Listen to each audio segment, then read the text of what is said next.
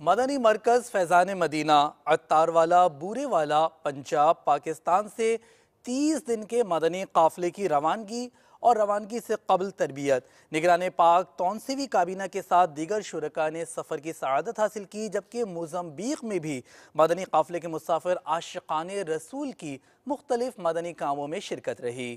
مدنی قافلے میں ہم کریں مل کر سفر، 30 اور 12 دن کے مدنی قافلے، 30 اور 12 دن کے مدنی قافلے میں سفر کرتے رہو جب بھی تمہیں موقع ملے۔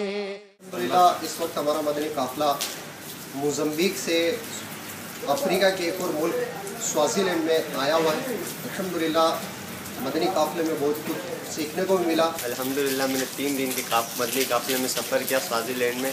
الحمدللہ مجھے نہیں پتا تھا کہ قافلے میں کیا ہوتا ہے۔ انشاءاللہ میں ہر مہینے 3 دن کے قافلے میں مدنی قافلے میں سفر کروں گا انشاءاللہ۔